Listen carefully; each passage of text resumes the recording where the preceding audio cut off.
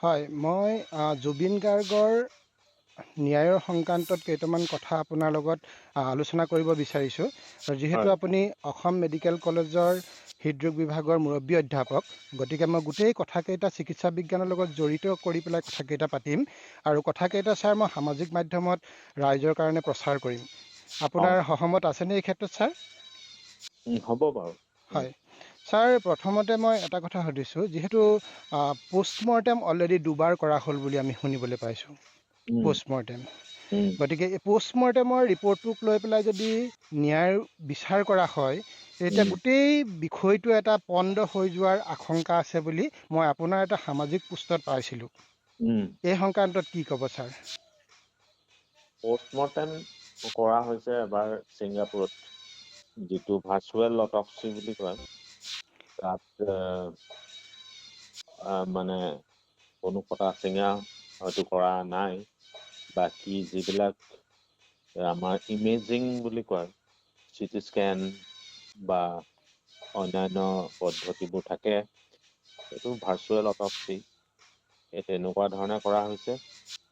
তাৰপিছত যেতিয়া বিভিন্ন মহলৰ পৰা এটা কথা আহিলে যে এইটো পষ্টমৰ্টেমৰ উপৰিও আকৌ অসমত নতুনকৈ পষ্টমৰ্টেম কৰিব লাগে।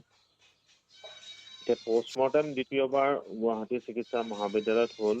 এই দুইটা ৰিপৰ্টৰ বিষয়ে আমি অৱগত নহয়। আৰু ইয়াত যিটো প্ৰাথমিক এটা কথা আহিছে যে স্বাভাৱিক মৃত্যু, ইয়াত তেওঁলোকে কোনো ফাউল প্লে তেনেকুৱা ধৰণৰ কথা ভবা নাই। সেইকাৰণে আমাৰ ৰাইজে কিছুমান সিদ্ধান্তত লৈছে, অনুমান কৰিছে, বা কোনোবাই ক'বও বিচাৰিছে কিছুমান কথা। এই কথাখিনিৰ লগত আচলতে আমি যিটো ন্যায় বিচাৰিছোঁ, আৰু গোটেই পষ্টমৰ্টেমৰ লগত আমাৰ ন্যায় সম্বন্ধটো চিকিৎসা বিজ্ঞানৰ পৰা নহয়। অলপ চিকিৎসা বিজ্ঞানৰ কথাও আহিব, তদুপৰি লজিকেল থিংকিং, যিটো বস্তু মানুহে আমি প্ৰায়ে নকৰোঁ। কথা এটা ক'ৰবাত কিবা এটা ঘটনা হ'লে কথাটো যেতিয়া আমি চিন্তা কৰোঁ, চিন্তা কৰোঁতে সদায় আমাৰ মনটো এটা গাণিতিক মনেৰে আৰু বৈজ্ঞানিক মনেৰে, লজিকেল চিন্তাৰে আমি কথাটো চিন্তা কৰিব লাগে। এতিয়া ন্যায়ৰ কথাটো সকলোৱে কৈছে। প্ৰথমতে খবৰটো আহিলে এই বিভীষিকাময় দিনটো 19 ছেপ্টেম্বৰৰ দিনা পিছবেলা আমি খবৰটো পালোঁ প্ৰায় 3টামান বজাতে নেকি, বা 2টা বা 3টা বজাৰ ভিতৰত খবৰ এটা আহিলে। আটাইতকৈ বেয়া লগা খবৰ জুবিন গাৰ্গৰ বিষয়ে। হয় যেতিয়া এটা দুৰ্ঘটনাত পতিত হোৱা বুলি খবৰটো আহিছিল, প্ৰথম খবৰটো, আৰু মানুহে সেই সময়ত কিবা এটা তাত ষড়যন্ত্ৰমূলক কথা হৈছে বুলি তেনেকুৱা ধৰণৰ কথা চিন্তা কৰা নাছিলে। মানুহে দুখ লাগিছিলে আৰু মানুহৰ খং উঠিছিলে যে দুৰ্ঘটনা কেনেকৈ হ'বলৈ পালে। তাৰপিছতে কথা এটা আহিলে যে সাগৰত তেওঁ সাঁতুৰিছিলে, সাঁতুৰি থকা অৱস্থাত তেওঁ মৃত্যু হ'ল। এতিয়া সাঁতোৰোতে মানুহৰ মৃত্যু হয়, যদি জুবিন গাৰ্গে অকলে অকলে সাঁতুৰি থাকিলেহেঁতেন ক'ৰবাত, তেওঁ অকলে গৈছে ব্যক্তিগতভাৱে, তেওঁ হয় ক'ৰবাত সাঁতুৰিছিলে, সাঁতোৰোতে তেওঁৰ মৃত্যু হ'ল। সেইটো কথা লৈ পেলাই মানুহে তেতিয়াও সমানেই দুখ কৰিব, কিন্তু তাত তেতিয়া অৱহেলাৰ কথা এটা হয়তো নাহিলেহেঁতেন। হয় কিন্তু অৱহেলাৰ কথাটো আহিলে, কাৰণ তাৰ পিছত এই খণ্ড খণ্ডকৈ কিছুমান ভিডিঅ' মানুহৰ দৃশ্যমান হ'ল। সেই ভিডিঅ'বোৰত দেখা গ'ল যে জুবিন গাৰ্গ এখন ইয়াট বুলি কয়, সেই হয় ইয়াটত তেওঁৰ লগত অকলে নাছিলে, তেওঁৰ লগত এদল মানুহ আছিলে। হয় তাৰ ভিতৰত প্ৰবাসী ভাৰতীয় হয়তো আছে, হয় প্ৰবাসী অসমীয়া তেওঁলোক আছে, আৰু তেওঁৰ লগত সংগীতত সহযোগ কৰা ব্যক্তি আছে। তেওঁৰ মেনেজাৰ বুলি আমি যাক জানো, সেই মেনেজাৰজনো আছে। গতিকে তেওঁ অকলে পানীত পৰি ডুবি যোৱা নাই, তেওঁৰ লগত মানুহ আছিল। হয় এতিয়া যোনটো স্বাভাৱিক প্ৰশ্ন তেতিয়া হয় যে এইটো এটা নজিৰবিহীন ঘটনা যে এজন মানুহ যিজনে সাঁতুৰিবও জানে, সাঁতুৰিব জনা মানুহজন পানীত পৰি কেনেকে সাঁতুৰি থকা অৱস্থাত ইমানবোৰ মানুহৰ উপস্থিতিত পানীত পৰি ডুবি মৃত্যুৰ মুখত কেনেকে হ'ল, হয় এইটো এটা অস্বাভাৱিক কথা।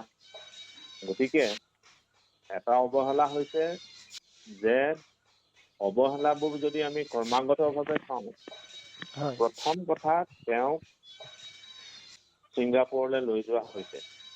আৰু হয় প্ৰথম এটা আমি ভিডিঅ' পাইছিলো, সেইটো আয়োজকসকলৰ মুখ্য উদ্যোক্তা তেখেতে এটা ভিডিঅ'ত কৈছিলে যে জুবিন গাৰ্গ হেনো নিজেহে আহিছে, কাৰো আমন্ত্ৰণত অহা নাছিলে।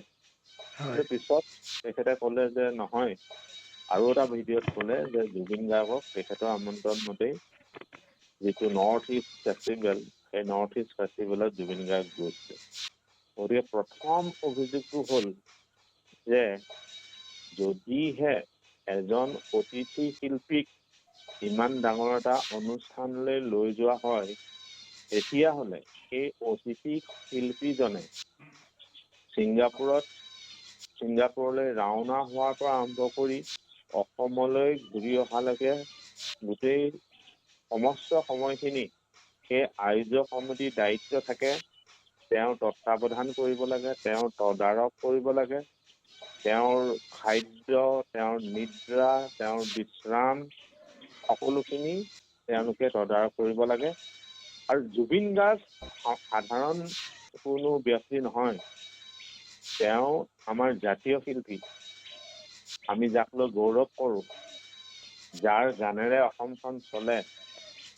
আমি 2006 চনত জ্ঞান পূজাৰীদেৱৰ এটা কবিতা মই পাইছিলো। হয় এই কবিতাটোত এই জুবিনৰ গান লৈ পেলাই কবিতাটো মানে তেওঁ লিখিছিলে। তেতিয়া হয়তো আজিৰ পৰা 30 বছৰ মানৰ আগৰ কথা। হয় যে কবিতাটো এনেকুৱা আছিল, জলবন্দী বুলি কবিতা এটা। সৰু এই চহৰখনিত দুখমুকালিতে কেছেটত জুবিন বাজি উঠে, আকাশত ৰঙীন ফাগুনৰ মেঘ, পলাশৰ ডালে পাতে ভণ্টিৰ স্কুলীয়া ৰিবন, তাইৰ স্কাৰ্টৰ উশাহ নলীয়েদি ফাগুনে আমনি কৰে, আৰু কাষতৰ সংবাদদাতা মৃদুল ওলাই আহে বাইকত এটা মিঠাপত্তি খায়। এনেকৈয়ে এই চহৰখনিৰ মূৰৰ ওপৰত সূৰ্যই থিতাপি লয় 90 ডিগ্ৰীত, আৰু পলাশৰ পাহিৰ ৰঙত সূৰ্যৰ সাতোটা ঘোঁৰাৰ ৰথ যেতিয়া থমকি ৰল, সন্ধ্যা আচলৰ আচু ফুলত জুবিন মঞ্চত উঠিল। এদিন ই গীত পৰিৱেশন কৰি জুবিন নামি আহে, দৰ্শকৰ উন্মাদনেৰে। এই গীত, দৰ্শক, এইসকল হ'ল যিটো বৰ্তমানৰ প্ৰজন্ম, সেই বৰ্তমানৰ প্ৰজন্মৰ কথা কোৱা হৈছে। হয় কিন্তু এই বৰ্তমানৰ প্ৰজন্মৰ জুবিনক লৈ যিটো আকুলতা, সমানে ভাল পোৱা কিন্তু আমাৰ প্ৰজন্মৰ মানুহৰো আছে। আমাতকে যিসকল বয়সত জ্যেষ্ঠ, তেওঁলোকেও কিন্তু জুবিনক ভাল পায়। গতিকে তেনেকুৱা এজন শিল্পী, আমাৰ জাতীয় শিল্পী বুলি ক'ব লাগিব, এই শিল্পীজনক যেতিয়া আমি কৰবালৈ লৈ গৈছো, এতিয়া আমাৰ এটা দায়িত্ব জ্ঞান থাকিব লাগিব যে তেওঁৰ প্ৰতিটো খোজতে আমাৰ দায়িত্ব থাকিব লাগিব। তেওঁ কি খাইছে, কি বৈছে, তেওঁ জিৰণি পাইছে নাই, তেওঁ বিশ্ৰাম পাইছে নাই, সেই সকলোখিনি আমি দায়িত্ব ল'ব লাগিব। কিন্তু মানুহ আচৰিত হ'ল যেতিয়া আয়োজক সমিতিৰ মুখ্য উদ্যোক্তাই ক'লে যে সেইদিনা তেনেকুৱা নৌকা বিহাৰ আছে বুলি তেওঁ অৱগত নহয়, তেওঁৰ অজ্ঞাতে সেইটো হৈছে। এইটোক আমি কি বুলি ক'ম? আমি ক'ম যে এইটো দায়িত্ব শূন্যতা বুলি ক'ব লাগিব, প্ৰফেচনেলিজিমৰ অভাৱ বুলি ক'ব লাগিব। জুবিনক বিশেষ তেওঁলোকে এজন যি শিল্পীৰ মৰ্যাদা দি নিব লাগে, তেনেকুৱা শিল্পীৰ মৰ্যাদা দিয়া নাই বুলি ক'ব লাগিব। আৰু আমি দেখো যে যেতিয়া কোনোবা অতিথি শিল্পী অসমলৈ বা ভাৰতলৈ আহে, তেওঁৰ যিটো নিৰাপত্তা যথেষ্ট কটকটীয়া হয়, তেওঁৰ গোটেই ব্যৱস্থাপনা যথেষ্ট কটকটীয়া হয়। এতিয়া ৰাইজৰ প্ৰশ্ন হ'ল যে এইখিনি কথা জনাৰ পিছত যেতিয়া তেওঁৰ ক্ষেত্ৰত সেই ব্যৱস্থাপনা ক্ষেত্ৰত অৱহেলা। দ্বিতীয় এইটো মেডিকেলৰ কথা আহিলে, আমি জুবিন গাৰ্গৰ বিষয়ে আমি জানো যে তেওঁ যোৱা 2 বছৰত কেইবাবাৰো তেওঁ চিজাৰ এটেক বুলি কয়, যিটো মৃগী ৰোগ। সেই মৃগী ৰোগৰ এজন তেওঁ ৰোগী।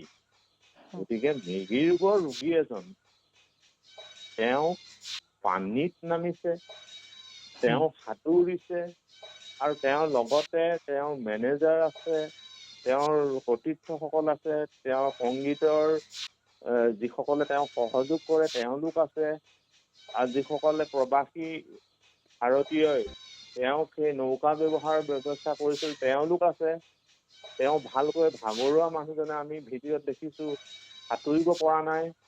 তেওঁ যেনেকৈ খেৰকুটা ধৰে মানুহে অসহায়ভাৱে, তেওঁ কিবা এখন নাৱৰ কাষত তেওঁ ধৰিব খুজিছে, ধৰিব পৰা নাই। কিন্তু এওঁলোক নিৰুদ্দেশ, তেওঁলোকৰ কোনো তাত বিশেষ মই যিটো এলাৰ্টনেছ বুলি কয়, যিটো হ'ব লাগে, তেওঁলোকৰ গতিবিধি যদি আমি সেই ভিডিঅ'টোত চাওঁ, তেওঁলোক একেবাৰে নিৰুদ্দেশ। তেওঁলোকৰ কোনো ভ্ৰূক্ষেপেই নাই যে তেওঁ কিবা এটা বিপদ হ'ব পাৰে। না আয়োজক কমিটিয়ে কৈছে যে তেওঁলোকে নাজানেই নৌকা বিহাৰৰ কথা। বাকী যিসকল গৈছে তেওঁলোকেও কোনো তাত বাধা দিয়া নাই তেওঁক। বৰঞ্চ যদি সেই ভিডিঅ'টো সঁচা হয়, তাত কোনোবাই কৈছে যে আপুনি নামক, ঠেলা মাৰি দিম নেকি আপোনাক, মানে ধেমালি কৰিছে। ঠিক আছে, কোনোবাই ৰং ৰহইচ কৰিছে, কিন্তু প্ৰত্যেক মুহূৰ্ততে আমি এই কথাটো আমি সজ্ঞানে থাকিব লাগিব যে আমি যাক বন্ধু বুলি ভাবি আছো, যিজন আমাৰ লগত নৌকা বিহাৰ কৰি আছে, সেই মানুহজন অসমৰ প্ৰাণ, অসমৰ হৃদস্পন্দন। তেওঁ উশাহ ললে অসমৰ উশাহ চলে, তেওঁৰ নিশ্বাসত অসমৰ নিশ্বাস চলে। যে সেই মানুহজনৰ কিবা বিপদ হ'ব পাৰে নেকি পানীত, আৰু বিশেষকৈ তেওঁ এজন মৃগী ৰোগৰ ৰোগী। তেওঁ পানীত নমাটো বাৰণ, সেইটো চিকিৎসকে নকয়। গতিকে ইমানখিনি কথা জনাৰ পিছতো আমি তেওঁক কিয় বাধা নিদিলো? গতিকে সেইটো এটা অৱহেলা কৰে।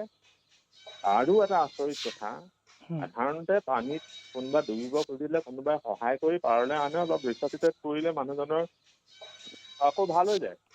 প্ৰাণ নাশ হোৱাটো এটা আমি পোৱা নাই তেনেকে মানুহৰ উপস্থিতিত, সাঁতুৰিব জনা মানুহৰ উপস্থিতিত। আৰু জুবিন গাৰ্গে নিজেও সাঁতুৰিব জানে। গতিকে তেওঁক পানীত নমোৱাত বাধা দিব লাগিছিল, পানীত নামিবলৈ দিব নালাগিছিলে। আৰু পানীত নামোতে তেওঁ সাঁতুৰি থাকোতে সম্পূৰ্ণ সচেষ্ট হৈ থাকিব লাগিছিলে, সম্পূৰ্ণ সতৰ্ক হৈ থাকিব লাগিছিলে, যাতে তেওঁৰ কোনো বিপদ নহয়। কিন্তু সেইটো সেই ভিডিঅ'টোত আমি দেখা পোৱা নাই।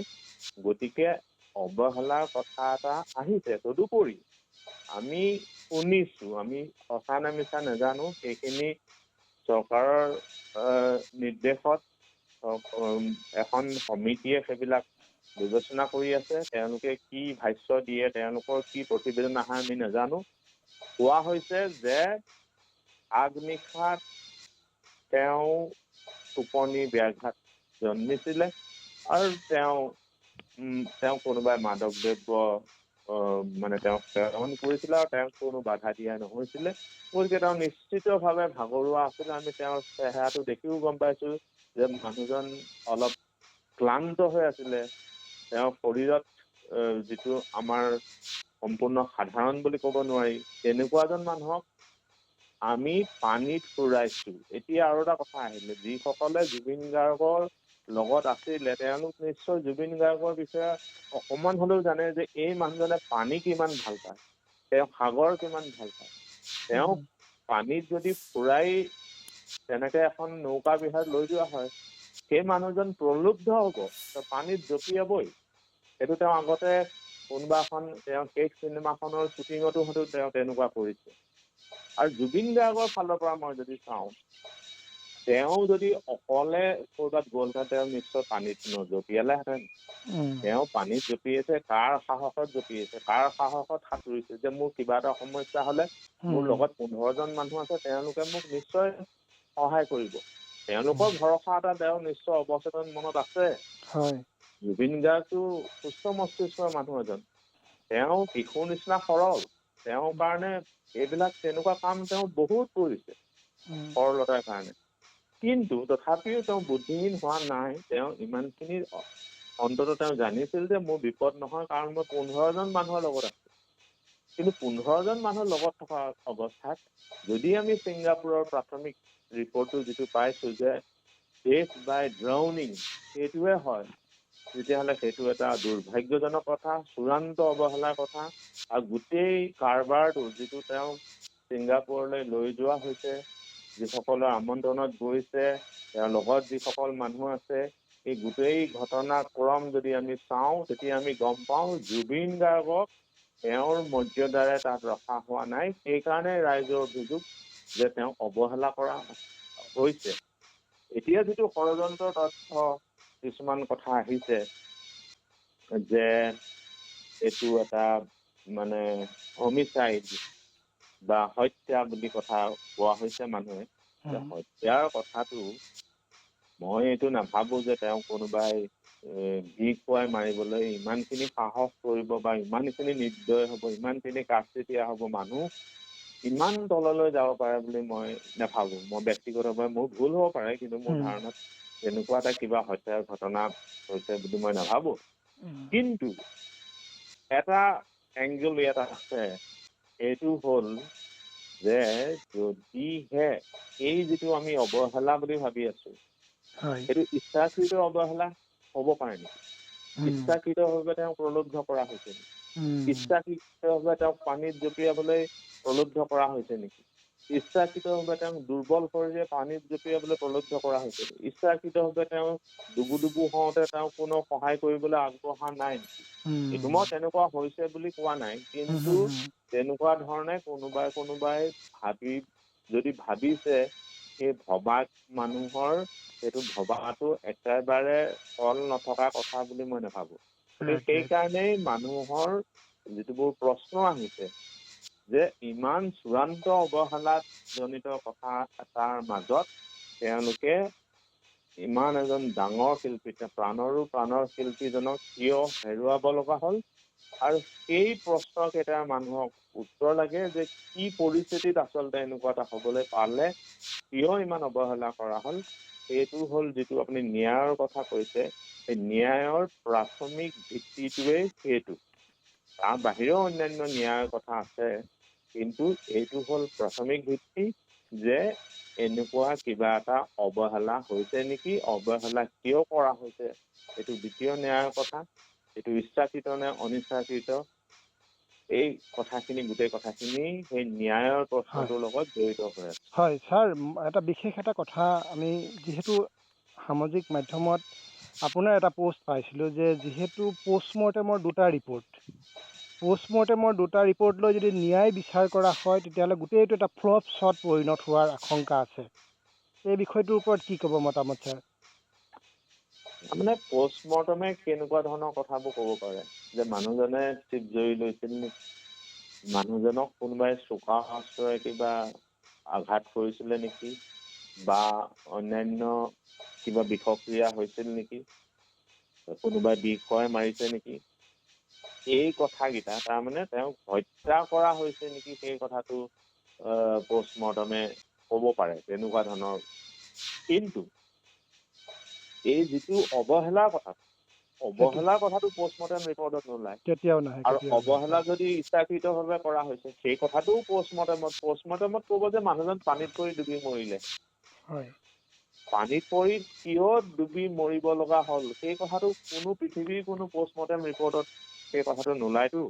গতিকে আমি যদি পষ্টমৰ্টেমৰ পিছতে লাগি থাকো, তেতিয়াহ'লে পষ্টমৰ্টেমত যদি ক'ব বিষক্ৰিয়া নাই হোৱা, তেওঁ কোনেও চোকা অস্ত্ৰ আঘাত কৰা নাই, এইটো আত্মহত্যাও নহয়, এই কথাখিনি ওলোৱাৰ লগে লগে এই ন্যায়ৰ তাতেই পৰিসমাপ্তি ঘটিব। কিন্তু আমি কি ন্যায় বিচাৰিছো সেই বিষয়ে আমি অকল ন্যায় বুলি আমি কৈ থাকিলে নহ'ব। আৰু বহুতে হেচটেগ দিছে বাৰু, সেইটো মই কথাটো আন্তৰ্জাতিক এটা বস্তুটোত এটা সমৰ্থন আদায় কৰিবৰ কাৰণে কৰিছে, জাষ্টিচ ফৰ জুবিন গাৰ্গ, ঠিকে আছে। কিন্তু জাষ্টিচটো আমি কি বিচাৰিছো সেই বিষয়ে আমি নিজেও সচেতন হ'ব লাগিব। সেই বিষয়ে আমাৰ এটা সম্পূৰ্ণ ন্যায়ৰ সংজ্ঞাটো আমি নিৰূপণ কৰিব লাগিব যে ন্যায়টো কি। এতিয়া শেখৰ গোস্বামীয়ে হেনো বুলি এইটো কাৰণে কৈছো, আমি এইবোৰ কথা নাজানো। শেখৰ গোস্বামীয়ে কি কৈছে, মানুহে কৈ আছে পানী নসৰকা তদন্ত হ'ব লাগে, কিন্তু পানী সৰকিছে বুলিও বহুতে ভাবিছে। কাৰণ শেখৰ গোস্বামীয়ে কোৱা কথা এটা সামাজিক মাধ্যমত বা ইলেক্ট্ৰনিক মাধ্যমত বা প্ৰিণ্ট মাধ্যমত উপলব্ধ। তেওঁ হেনো কৈছে যে সিদ্ধাৰ্থ বুলি যিজন মেনেজাৰ আছিলে তেওঁ বিষ খুৱাইছিলে। মই এই বিষয়ে সত্যাসত্য নাজানো, তেনেকে কৈছে নাই কোৱা। গতিকে মানুহে যেতিয়াই সেই কথাটো পালে ন্যায়ৰ সংজ্ঞাটো অংকটো ভুলকে পাতি লৈছে। যে আমি বিচাৰি আছো অৱহেলাজনিত কথা নেকি, চূড়ান্ত অৱহেলাৰ কথা নেকি, ইমান ডাঙৰ ক্ষতিটো চূড়ান্ত অৱহেলাৰ বাবে হৈছে নেকি, সেই অংকটো যদি আমি ভুলকে পাতি লওঁ, আমি প্ৰশ্নটো যদি এনেকুৱা কৰো জুবিন গাৰ্গক সিদ্ধাৰ্থই বিষ খুৱাইছিল নেকি, যেতিয়া উত্তৰটো ওলাই যাব যে জুবিন গাৰ্গক সিদ্ধাৰ্থই বিষ খোৱা নাছিলে, গোটেই উত্তৰটোৱে ভুলকে ওলালে, অংকটো ভুলকে পাতিলে। অংকটো আছিলে 4+4, অংকটো পাতি ললো আমি 6+6, উত্তৰটো ওলালে 12। 4+4 অংকটো কোনে কৰিব?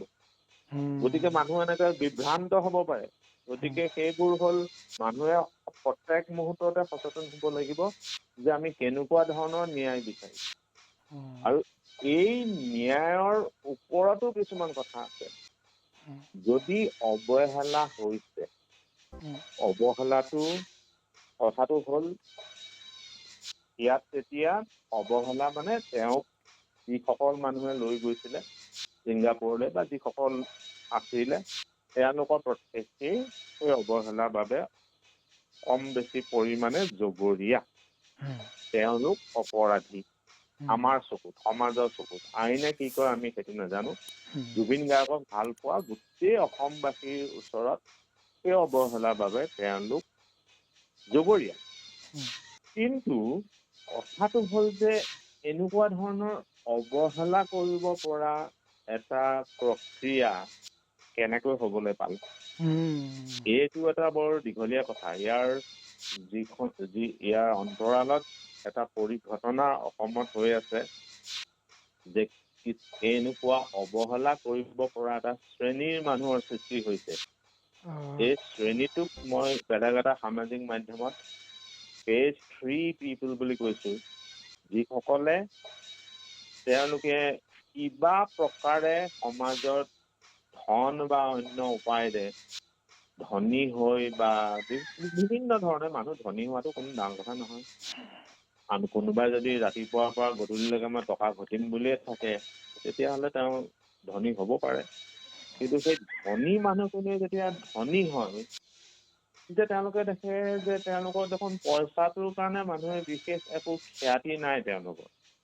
তেওঁলোকে যেতিয়া প্ৰতিভাৰ বলেৰে যিসকল খ্যাতিৰ পোহৰত থাকে সেই পোহৰত তেওঁলোকে নিজকে আলোকিত কৰি সেই প্ৰতিভাক জনসাধাৰণৰ পৰা তেওঁলোকে আঁতৰাই ৰাখে। আৰু প্ৰতিভাও আজি জুবিন গাৰ্গে চিনেমা এখন কৰিব খুজিছে, তেওঁক পইচা লাগিব। জুবিন গাৰ্গে কিবা এটা কৰিব খুজিছে, এটা অসমৰ বাবে এটা শিল্প আন্দোলন, তাৰ বাবে তেওঁক পইচা লাগিব।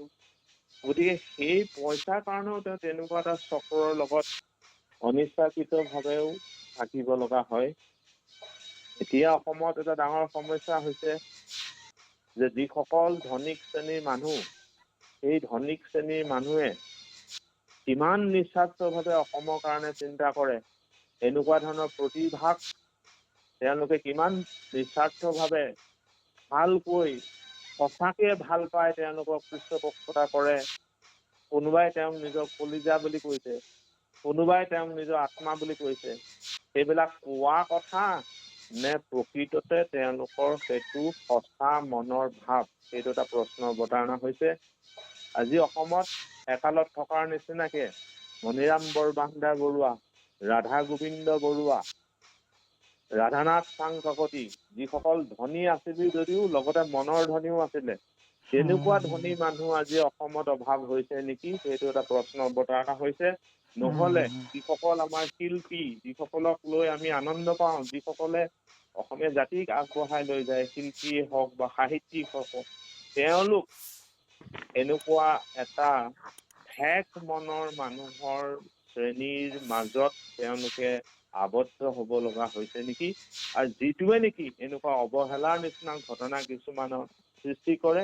গতিকে আজি জুবিন গাৰ্গৰ কাৰণে কোনোবা দুই এজনক হয়তো আমি অৱহেলা কৰিছো বুলি আমি চিনাক্ত কৰিলো, কিন্তু সেই শ্ৰেণীটো, যি শ্ৰেণীটোৱে অসমীয়া মানুহক আচলতে তেওঁলোকৰ গতি প্ৰদান কৰাত ব্যৰ্থ হৈছে, যিসকল ভুৱা মানুহ, সেই ভুৱা শ্ৰেণীটো, যিসকলে খালি তেওঁলোকে খ্যাতি অৰ্জন কৰিব খোজে, কিন্তু তেওঁলোকৰ জুবিন গাৰ্গৰ নিচিনা চিন্তাও নাই, জুবিন গাৰ্গৰ নিচিনা মনো নাই, জুবিন গাৰ্গৰ নিচিনা হৃদয়ও নাই, সেই মানুহখিনিয়ে কিন্তু সেই চক্ৰটোৱে কাইলৈ আৰু এজন জুবিন গাৰ্গক এনেকুৱা ধৰণৰ অপঘাতৰ মৃত্যুৰ ফালে ঠেলি দিব পাৰে বা অনিষ্ট কৰিব পাৰে।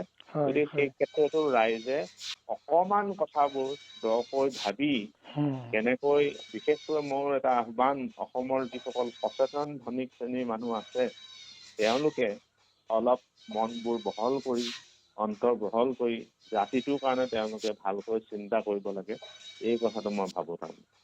হয় ছাৰ, খুব সুন্দৰভাৱে আপুনি বিশ্লেষণ কৰিছে কথাকেইটা। ছাৰ, মই এটা বিশেষ, আপুনি দুটা শব্দ আপুনি এটা পোষ্টত আপুনি ব্যৱহাৰ কৰিছে, মই শব্দকেইটা কৈছোঁ, ন্যায় বিচাৰ আৰু তদন্ত। আপুনি দুটা বেলেগ বেলেগ ধৰণে শব্দকেইটা প্ৰকাশ কৰিছে, ন্যায় বিচাৰ আৰু তদন্ত। এই ক্ষেত্ৰত আপুনি কি ক'ব বিচাৰে? নহয়, এতিয়া তদন্তটো হৈছে যে তদন্ত বহুত ধৰণৰ হ'ব পাৰে, তদন্তই সকলো কথা ফাদিল নকৰিবও পাৰে। তদন্ত হৈছে যে মৃত্যুৰ তদন্ত, মৃত্যুৰ তদন্ত মানে প্ৰথমতে চাই যিটো স্বাভাৱিক মৃত্যু নে অস্বাভাৱিক মৃত্যু, অস্বাভাৱিক মৃত্যু হলে এইটো আত্মহত্যা নে হত্যা, এই কথাখিনি তদন্তৰ পৰা কিছুমান কথা ওলাব। কিন্তু এই তদন্ত আমি কিয় কৰিছো, আমাৰ মাজত ডাঙৰ প্ৰশ্নটো হ'ল, আমি ইমান ডাঙৰ এজন শিল্পী, এই জ্ঞান পূজাৰীয়ে যে কলে অসমখন আৰম্ভ হয় জুবিনৰ গীতেৰে, অসম পুৱে জুবিনৰ গোটেৰে, সেই জুবিনক আমি যে হেৰুৱালো, সেইটো অৱহেলাৰ যোগেদি হৈছে, কি পৰিস্থিতিত সেইটো হ'ল, তাৰ বাবে দোষী কোন, আৰু সেই দুখৰ তেওঁলোকে নিজে বিশ্লেষণ কৰিছে নাই। এতিয়া যিজন মানে প্ৰধান উদ্যোক্তা, সেই উদ্যোক্তাজনে মানে তেওঁ যেতিয়া মানুহৰ হত্যাৰ ঘটনাটো পোহৰলৈ অহাৰ পিছত তেওঁ এটা ভিডিঅ' মই দেখিছিলো, তেওঁ ফেচবুক লাইভো কৰি কিছুমান কথা কৈছিলে। তেতিয়া বৰ্তমানতো বাৰু কাৰাৰুদ্ধ হৈ আছে, সেইটো বেলেগ কথা। তেতিয়া মই এটা দুখ লাগিছিলে যে তেওঁ খালি আত্মপক্ষ সমৰ্থনৰ বাবেহে চেষ্টা কৰিলে। তেওঁ আত্মপক্ষ সমৰ্থনৰ চেষ্টা কৰাতকৈ এই জুবিনহীন অসমীয়াৰ বিশাল শূন্যতাখিনি আৰু জুবিনক হেৰুওৱা ৰাইজৰ যিটো স্বতঃস্ফূৰ্ত আৱেগৰ বিশালতাখিনি, এইখিনি অনুভৱ কৰাৰ ক্ষেত্ৰত মই তেওঁৰ বিশেষ প্ৰচেষ্টা মই নেদেখিলো। সেইকাৰণে মোৰ দুখ লাগিছিলে যে জুবিনক মোৰ আত্মা বুলি কোৱা মানুহজনে ভাঙি পৰিব লাগিছিলে সেইটো সময়ত। তেওঁ ক'ব লাগিছিলে যে ময়ে দোষী, তেওঁ দোষী নহলেও তেওঁ ক'ব লাগিছিলে যে মোৰ কাৰণে এনেকুৱা হ'ল। আমি কেতিয়াবা কওঁ মোৰ কাৰণে এনেকুৱা হ'ল, ৰাইজ মই দোষী, মোক আপোনালোকে শাস্তি দিয়ক, মই আনিবই নালাগিছিলে ছিংগাপুৰলৈ, এইটো মই বহুত ভুল কাম কৰিলো। তেওঁ দোষী নহলেও তেওঁৰ মনত সেই আৱেগত তেওঁ সেইখিনি কথা তেওঁৰ মুখৰ পৰা ওলাব লাগিছিল। কিন্তু সেইটো নকৰি তেওঁ যেতিয়া আত্মপক্ষ সমৰ্থনৰ কাৰণে প্ৰথমবাৰ কলে যে জুবিন নিজে আহিছিলে, তাৰপিছতো কিবা কিবি কলে, এই কথাখিনিয়ে ৰাইজৰ মাজত এটা কোনেও ৰাইজক উচ্চতোৱা নাই দেই, এইটো এটা ভুল কথা। জুবিন গাৰ্গ ঢুকাই গৈছে আৰু মানুহক উচ্চতাবলৈ কি লাগিছে, সেইটো এটা ডাঙৰ ঘটনা। 52 বছৰ বয়সত যিজন মানুহ আৰু 30 বছৰ আমাক কিবা কিবি বহুত দিব পাৰিলে, আমাক বহুত ওপৰলৈ লৈ যাব পাৰিলে, সেই মানুহজনক যেতিয়া 52 বছৰ বয়সত আমি হেৰুৱাইছো চূড়ান্ত অৱহেলাজনিত ঘটনাত, এতিয়া আৰু তাৰপিছত আৰু মানুহক উচ্চতোৱাৰ কাৰণে বেলেগ কিবা একো নালাগে। বহুতে কৈ আছে মানুহখিনি উচ্চতাইছে কিবা কৰিছে, মই তেনেকে নাভাবো। সেই মানুহখিনিক কোনোবাই উচ্চতাই পেলাই এনেকুৱা কোটি কোটি মানুহে, লাখ লাখ মানুহে তেওঁৰ শেষ যাত্ৰাত যিটো আমি দৃশ্য দেখিছো, সকলো মানুহ ভাগি পৰিছে, সেইটো কোনোবাই উচ্চতাই তেনেকুৱা কৰিব নোৱাৰে। সেয়া মানুহৰ সেইটো স্বতঃস্ফূৰ্ত প্ৰকাশ। সেই প্ৰকাশখিনি, সেই শূন্যতাখিনি বুজিবলৈ মানুহৰ যি হৃদয় লাগিব, সেই হৃদয়খিনি মই তেওঁৰ সেই মনটো দেখা নোপোৱাৰ কাৰণে মানুহৰ খং বেছি উঠিছে। আৰু কিছুমান কথা তেনেকুৱা হৈছে, মানুহে অৱশ্যে চাবই, নিজকে এটা আত্মপক্ষ সমৰ্থন কৰিবলৈ মানুহে চেষ্টা কৰিবই, কিন্তু তাৰ লগতে মানুহৰ যিটো দোষী ভাৱ এটা মানুহৰ মনত হ'ব লাগে যে মোৰ গাত দুখ আছে, কেতিয়াবা দুখ নহলেও এতিয়া জুবিনৰ যিটো হৈছিলে জংকীকো জুবিনে হত্যাৰ বাবে, জংকীৰ মৃত্যুৰ বাবে জুবিন দায়ী নহয়, কিন্তু তথাপি জুবিনে মোৰ কাৰণে তাই মৰিলে, মই যদি সেইখন গাড়ীত নগলোহেঁতেন, সেইটোহে মানুহৰ নেচাৰেল ৰিয়েকশ্যন, প্ৰাথমিক প্ৰতিক্ৰিয়া, সেইটো হ'ব লাগে।